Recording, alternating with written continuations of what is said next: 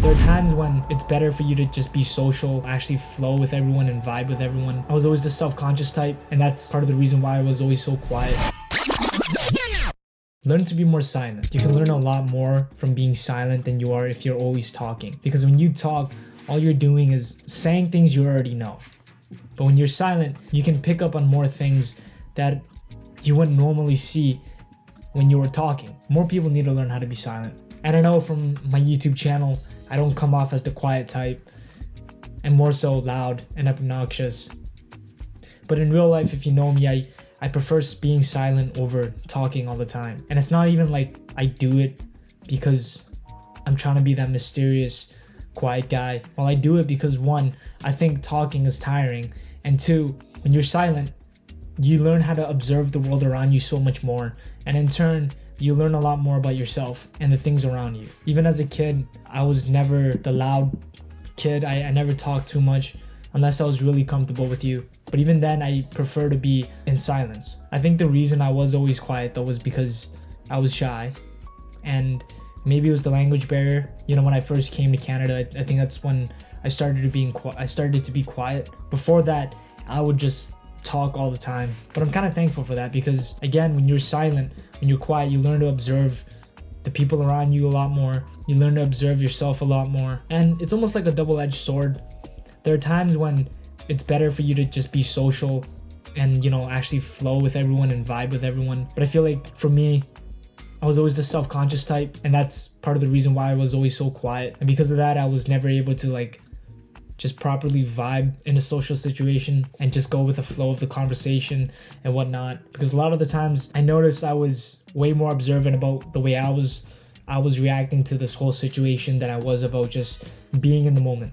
But the good thing that did come out of that is that because I was quiet in all these social situations, I learned to observe a lot more. And you can learn a lot about people and how they actually are that they don't even know about themselves because they're too busy talking. You know, maybe your friend Jack twitches his upper lip a little before he speaks, and you notice that about him. But not even like little dumb things like that.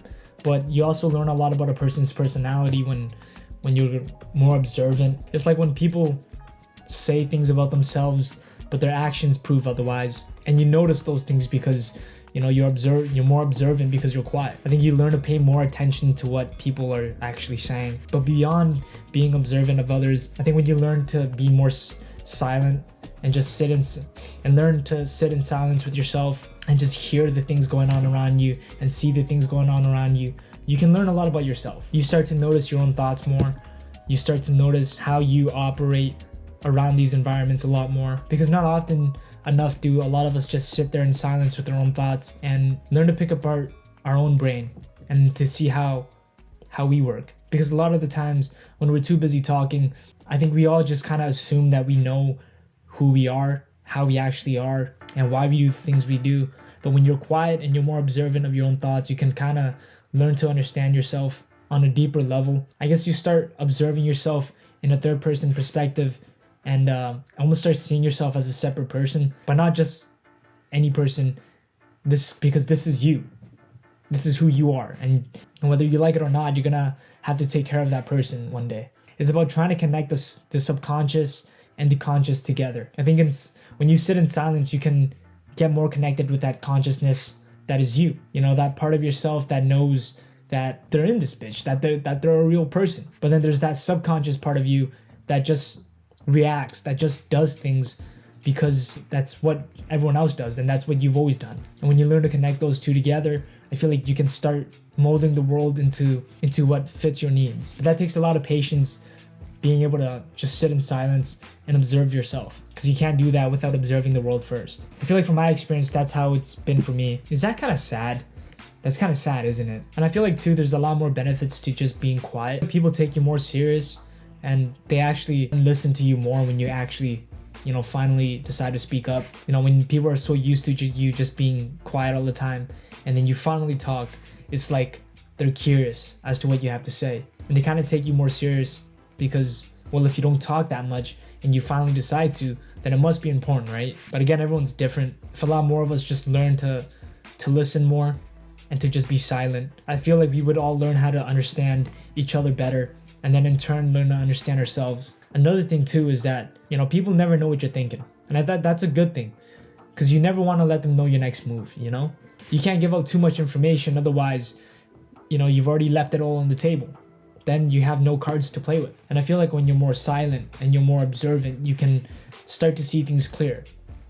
And you can start reacting more properly instead of just, you know, reacting based off of your emotions. I think that's why meditations is a good thing. It gets you more into touch with your other senses, and it allows you to just sit still for a while and kind of just observe everything around you and yourself in the process. Yeah, for me, I feel like being that quiet kid growing up, it's, you know, back then I feel like I was too self-conscious, and I kind of missed out on a lot of things because I just, you know, didn't speak up. Man, that is pretty sad, huh? But regardless, I'm kind of thankful for it now, because instead I learned a lot more about myself, and I learned how to just truly value my own thoughts more. Not like in a condescending way where my thoughts are better than yours.